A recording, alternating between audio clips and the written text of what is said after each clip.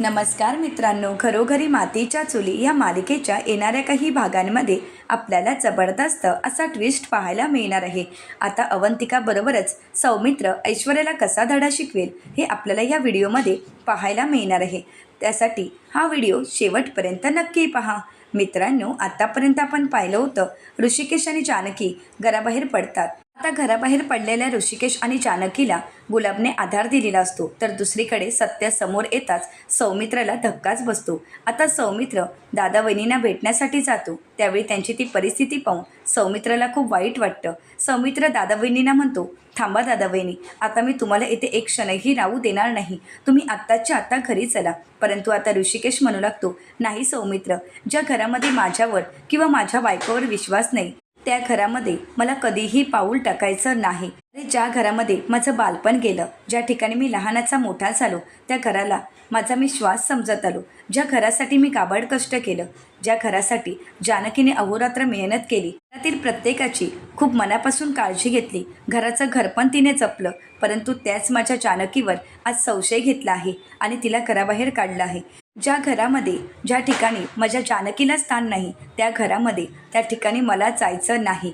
तर सौमित्र म्हणतो, दादा अरे प्लीज समजून घे ना। परंतु आता ऋषिकेश म्हणतो, नाही सौमित्र, तू मला कितीही समजवण्याचा प्रयत्न केलास तरीसुद्धा आता मी त्या घरी येणार नाही, अगदी काही झालं तरी। आता सौमित्राला काय करावं काहीच कळत नाही। तर अवंतिका जानकी वहिनींना म्हणते, अहो जानकी वहिनी, तुम्ही तरी समजून घ्या ना प्लीज, तुम्ही तरी दादांना समजवा ना। अहो ते घर हे तुमचं घर आहे, ते तुमच्या हक्काचं घर आहे आणि तुमची ही अशी अवस्था आम्ही नाही पाहू शकत। अहो ओवीचा तरी विचार करा ना, आज ओवीवर अशी वेळ आली आहे, ती पाहून आम्हाला खरंच खूप वाईट वाटत आहे। ओवीच्या या लहान वयात, तिच्या या वयामध्ये तिच्या मनावर असे परिणाम नको व्हायलात। आज आपल्या घरातील सर्वजण जे काही वागत आहेत त्याचे ओवीच्या मनावर काय परिणाम झाले असतील याचा विचारही करवत नाही।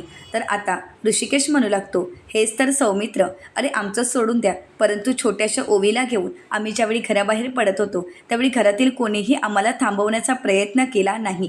आत्तापर्यंत ज्या घरासाठी मी एवढ्या खस्ता खाल्या, ज्या घरासाठी मी काबाड कष्ट केल्या, त्या घराने माझ्यावर अविश्वास दाखवला आणि काल आलेल्या ऐश्वर्यावर विश्वास ठेवला। माझ्या आईने त्या ऐश्वर्यावर विश्वास ठेवला, काल आलेल्या ऐश्वर्यावर विश्वास ठेवून आईने जानकीला घराबाहेर काढलं। खरंच आजही ती गोष्ट माझ्या मनाला पटत नाही, परंतु आता मी ठरवलं आहे, काही झालं तरी त्या घरामध्ये पाऊल टाकायचं नाही। सौमित्र म्हणू लागतो, जानकी वहिनी, अगं तू तरी समजून घे ना, अगं तू म्हणजे त्या घरची लक्ष्मी आहेस, तू म्हणजे त्या घरचा आधार आहेस, अगं तू नाही तर त्या घराला काहीच अर्थ नाही, तू म्हणजेच घराला घरपण आहे। अगं जानकी वहिनी, तू म्हणजे रणदिवे कुटुंबाची लक्ष्मी आहेस आणि आज ही लक्ष्मी घराबाहेर आहे। खरंच मी त्या घरामध्ये नाही जाऊ शकत। अगं ज्यावेळी आम्ही त्या घरामध्ये पाऊल टाकलं त्यावेळीच त्या घराचं वातावरण आम्हाला खरंच खूप विचित्र वाटलं। आत्तापर्यंत वहिनी, अगं तू धावत माझ्यासाठी पाणी घेऊन यायचीस, आमचं स्वागत करायचीस, परंतु आता त्या घरामध्ये गेल्यानंतर ना कोणी पाणी विचारलं ना आमचं कोणी स्वागत केलं। परंतु या सगळ्या गोष्टींची सवय तूच तर आम्हाला लावली होतीस। घरामध्ये आल्यानंतर एक वेगळंच वातावरण असायचं, ते म्हणजे तुझ्या हसण्याने कितीही थकून भागून आलो, काही झालं तरी तुझ्या एका हसण्याने आमचं सगळं काही थकणं दूर निघून जायचं। सकाळी तू शिंपडत असणाऱ्या पाण्याचा सडा आणि त्याने मातीचा येणारा सुगंध आज त्या घरामध्ये जाणवत नाहीये। दारासमोर रोज रांगोळी काढणारी माझी वहिनी, तर तुळशी मातेसमोर सर्वांच्या कल्याणासाठी प्रार्थना करणारी माझी वहिनी आज मला तिथे दिसत नाहीये। नाही वहिनी, अगं तू नाहीस तर त्या घराला घरपण नाहीये। वहिनी, अगं प्लीज सांग ना दादाला आणि तुम्ही दोघंही घरी चला। तर आता जानकी म्हणू लागते, नाही सौमित्र भाऊजी, आम्ही त्या घरी नाही येऊ शकत। तर सौमित्र जानकीला म्हणू लागतो, ठीक आहे वहिनी, दादा वहिनी तुम्हाला जर त्या घरी यायचं नसेल, रणदिवे कुटुंबामध्ये प्रवेश करायचा नसेल, तर मी आणि अवंतिकासुद्धा त्या घरामध्ये जाणार नाही। आता हे ऐकल्यानंतर ऋषिकेश आणि जानकीला धक्काच बसतो। जानकी म्हणू लागते, नाही सौमित्र भाऊजी, तुम्ही असं काहीही करू शकत नाही। तर सौमित्र म्हणतो, तुम्ही जर करू शकता तर आम्ही का नाही करू शकत? तुम्ही ज्या ठिकाणी असाल त्याच ठिकाणी आम्ही आता राहणार आहोत, कारण आत्तापर्यंत तुमच्या सावलीतच आम्ही राहिलो आहोत आणि यापुढे सुद्धा तुमच्या सावलीतच राहणार आहोत। तर आता जानकी म्हणू लागते, नाही सौमित्र भाऊजी, इथे नाही तर खरी गरज तुमची आता तिथे आहे. कारण तुम्हाला तर माहीतच आहे, ऐश्वर्या काहीही करू शकते. ऐश्वर्याची कारस्थानं कधीही संपणार नाहीत. आता तिने नानांची जी अवस्था केली आहे त्या पलीकडे जाऊनही ती खूप काही करू शकते. आणि म्हणूनच आता नानांसाठी आणि त्या घरासाठी तुम्हाला तिथे जावंच लागेल. आपलं कुटुंब वाचवण्यासाठी, आपलं कुटुंब पुन्हा एकदा एकत्र आणण्यासाठी तुम्हाला तिथे जावंच लागेल. मी तुमच्यासमोर रिक्वेस्ट करत आहे, असं म्हणत आता जानकी सौमित्राला म्हणते, सौमित्र भाऊजी, तुम्ही ऐकणार ना माझं? आत्तापर्यंत तुम्ही कधीही माझा शब्द खाली पडू दिला नाही. एक वहिनी म्हणून मी तुमच्यासमोर हात जोडत आहे. तर त्यानंतर जानकी अवंतिकाला म्हणते, अवंतिका, अगं तू जरी माझी जाऊ असलीस तरी मला अगदी बहिणी समान आहेस. आणि म्हणूनच आज मी माझ्या बहिणीवर एक जबाबदारी सोपवत आहे. ते म्हणजे रणदिवे कुटुंबाची जबाबदारी, माझ्या आई आणि नानांची जबाबदारी. तर ऋषिकेश म्हणू लागतो, अगं जानकी. तर जानकी म्हणते की हो, मला माहीत आहे आईंचा तो स्वभावच नाही आहे. आईंनी कधीही अशी काळी कारस्थानं केली नाहीत. सर्व चांगुलपणाने पाहणं हाच आईंचा स्वभाव. परंतु आज ही ऐश्वर्याची कटक कारस्थानं आईंच्या लक्षात येत नाही आहेत. आणि म्हणूनच आई ऐश्वर्यावर विश्वास ठेवत आहेत, ऐश्वर्याच्या गोड बोलण्याला फसत आहेत. परंतु मला आईंची खूप काळजी वाटत आहे. आज जे काही आई तुम्हाला बोललेत ते आईंचे शब्द नव्हते, तर ते ऐश्वर्याचे शब्द होते. ऐश्वर्याचं बोलणं होतं ते. आई फक्त बोलत होत्या, परंतु मनात भरवलेली प्रत्येक गोष्ट ही ऐश्वर्याची होती. आणि म्हणूनच माझा पूर्ण विश्वास आहे की आईंना एक ना एक दिवस सत्य कळेल. तेव्हा मात्र आईंना खूप वाईट वाटेल आणि आईंना दुःख झालेलं मी नाही सहन करू शकत. ऐश्वर्या आता आईचे कान भरवण्याचा प्रयत्न करत आहे, त्यांच्याशी गोड बोलण्याचा प्रयत्न करत आहे. परंतु ती ऐश्वर्या खरी कशी आहे ही आपल्या सगळ्यांनाच माहीत आहे. आणि म्हणूनच सौमित्र भाऊजी आणि अवंतिका, तुम्हाला तिथे जावंच लागेल. आता मात्र सौमित्र आणि अवंतिका जानकीचा शब्द खाली पडू न देता रणदिवेंच्या कुटुंबामध्ये जायचं ठरवतात. आता ऋषिकेश आणि जानकीने सांगितल्याप्रमाणे सौमित्र आणि अवंतिका पुन्हा एकदा रणदिवेंच्या घरी आलेले असतात. सुमित्राताई दरवाजा उघडून पाहतात तेव्हा मात्र सुमित्राताईंना खूप आनंद झालेला असतो. सुमित्राताई सर्वांना आवाज देतात. परंतु ज्यावेळी ऐश्वर्या तिथे येते तेव्हा मात्र ऐश्वर्याला धक्काच बसतो. कारण आता अवंतिका आणि सौमित्र रणदिवेंच्या कुटुंबामध्ये प्रवेश करणं म्हणजेच आता ऐश्वर्याच्या असणाऱ्या कारस्थानांना चांगलाच सुरुंग लागणार असतो. हे ऐश्वर्याला चांगलंच माहीत असतं. ऐश्वर्या मनाशीच म्हणते, ही पिढा गेली होती मग पुन्हा का परत आली आहे? तर सुमित्राताई म्हणतात, बरं झालं सौमित्र आणि अवंतिका तुम्ही परत आलात, मला खरंच खूप आनंद झाला आहे. तर सौमित्र आणि अवंतिका नाटक करत म्हणतात, आई मला माफ कर, खरंच माझी मोठी चूक झाली. मी तुझ्यावर विश्वास ठेवायला हवा होता. मी दादा बहिणींचा विचार करून या घराबाहेर पडलो. परंतु खरं तर पहिला विचार माझ्या जन्मदात्या आईवडिलांचा करायला हवा होता.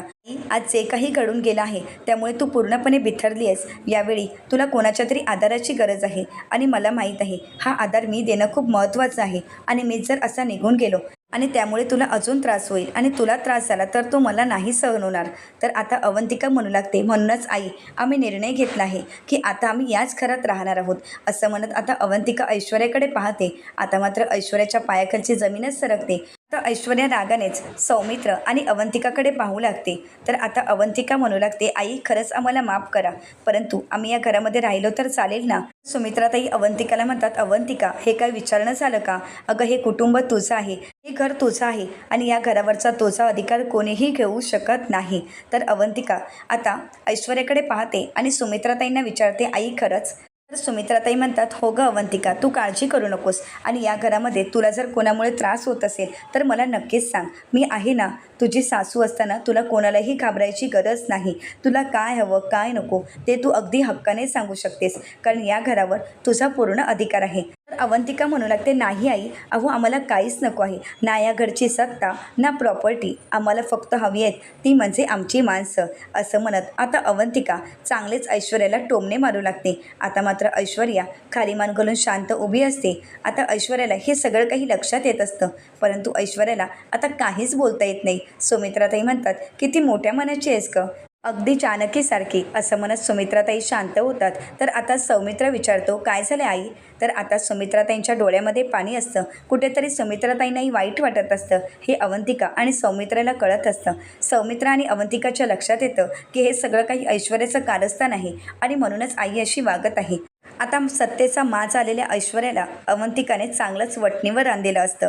जानकी बहिणींच्या मागे आपण या घराच्या मोठ्या सुनबाई आहोत असं सांगत आता अवंतिकाने ऐश्वर्याच्या हाती असणाऱ्या चाव्यांचा कारभार आता स्वतःजवळ न घेता सुमित्राताईंच्या हाती देत आता सुमित्राताईंच्या मनामध्ये आपली जागा निर्माण केलेली असते. तर दुसरीकडे आता ऐश्वर्या मात्र मनाशीच म्हणत असते, घराच्या चाव्या गेल्या तर मला काहीच वाटत नाही, कारण तसंही घरातील कामं करण्यामध्ये मला काहीच इंटरेस्ट नाही. आता या कंपनीच्या चाव्या तर माझ्याच हाती आहेत, त्या तर माझ्यापासून कोणीही हिसकावून घेऊ शकत नाही. परंतु ऐश्वर्याचा हा आनंद क्षणार्धातच सौमित्राने काढून घेतलेला असतो. कारण आता सौमित्र सुमित्राताईंना म्हणू लागतो, आई, ऋषिकेश दादा इथून घर सोडून गेल्यानंतर आता आपल्या कंपनीचा कारभार फक्त एकट्या सारंगवरच येत असेल ना?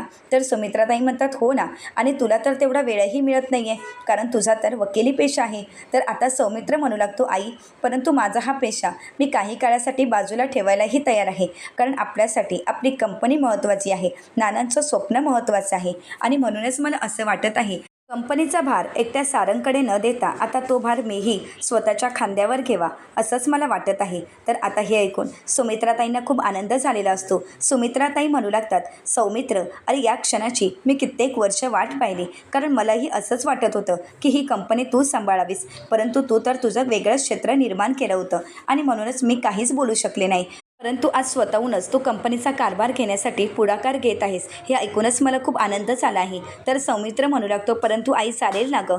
तर आता सुमित्राताई म्हणू लागतात, सौमित्र, अरे हे काही विचारणं झालं का? अरे ही कंपनी तुझीही तेवढीच आहे, तुझाही त्या कंपनीवर अधिकार आहे, आणि त्यामुळे मलाही असंच वाटत आहे की तू त्या कंपनीचा कारभार सांभाळावास. कारण आतापर्यंत ऋषिकेशने कंपनी सांभाळली, आता सारंगच्या हाती आहे, परंतु सारंगने आतापर्यंत कंपनीमध्ये एवढं काही काम केलं नाही की ज्यामुळे सारंगला कंपनीच्या कारभाराबद्दल काही माहीत असावं, आणि म्हणूनच मला वाटत आहे की आता त्या कंपनीचा कारभार तू पाहावास. तर आता त्याचवेळी ऐश्वर्या म्हणू लागते, परंतु सौमित्र भाऊजी, अहो तुमचा तर वकिली पेशा आहे. तर सौमित्र म्हणू लागतो, का, काय झालं? मी कंपनी सांभाळू शकत नाही का? आणि तसंही तुझ्या हाती घरचा कारभार आहे, मग तू तरी कधी पाहणार आहेस कंपनीचा कारभार आणि घरचा कारभार? कारण एवढं सगळं काही एकट्या तुला हँडल करणं शक्य होणार नाही, आणि म्हणूनच मला वाटत आहे की ती कंपनी आता मी सांभाळावी.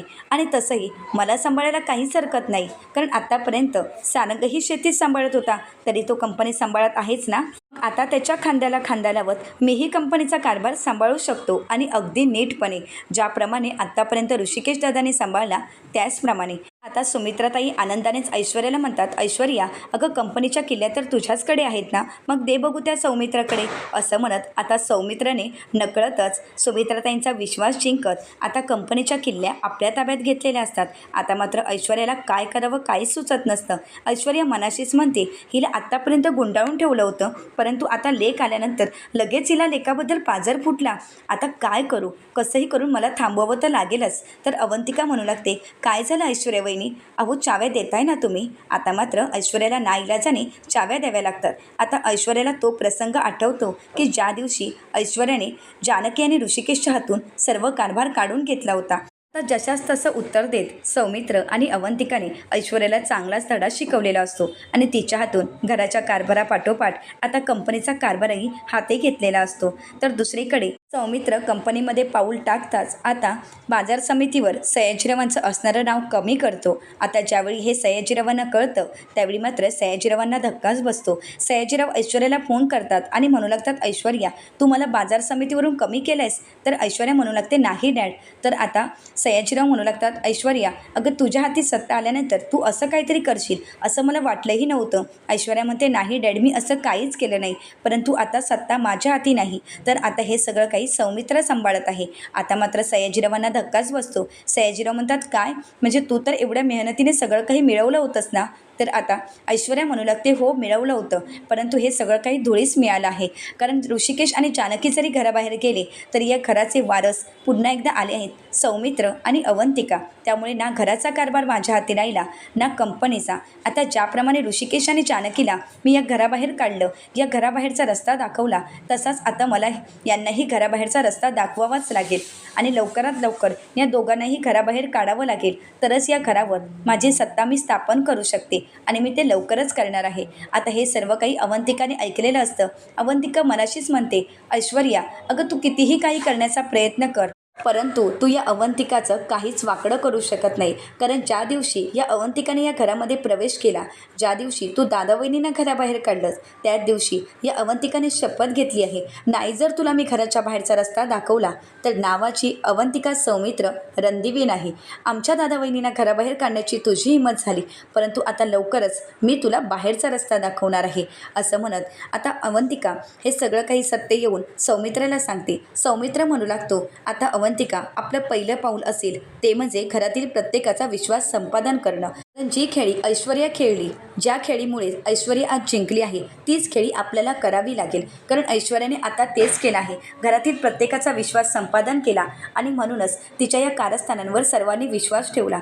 परंतु आपल्याला कुठलीही कारस्थानं करायची नाहीत, तर आपल्या दादा वहिनींना मानसन्मानाने या घरी आणायचं आहे आणि त्यासाठी आपल्याला ऐश्वर्याचीच खेळी खेळावी लागेल. तर आता अवंतिका म्हणू लागते, हो सौमी, आता काही झालं तरी या घरातील सर्वांचा विश्वास संपादन करत ऐश्वर्याचा खरा चेहरा सर्वांसमोर आणायचा आहे आणि त्यासाठीच आपल्याला सुरुवात करावी लागेल. आता अवंतिका आणि सौमित्र मिळून ऐश्वर्याचा खरा चेहरा सर्वांसमोर कशाप्रकारे आणतील, तर दुसरीकडे जानकी आणि ऋषिकेशचा प्रवास कशाप्रकारे चालू होईल हे पाहणं अतिशय रंजक ठरणार आहे. आता अशाच मालिकांचे नवनवीन अपडेट पाहण्यासाठी चॅनलला नक्कीच सबस्क्राईब करा. आजचा व्हिडिओ तुम्हाला कसा वाटला हे कमेंट करून नक्कीच कळवा. आजचा व्हिडिओ जर तुम्हाला आवडला असेल तर व्हिडिओला लाईक करायला विसरू नका आणि व्हिडिओ पाहिल्याबद्दल तुम्हा सर्वांचेच अगदी मनपूर्वक धन्यवाद.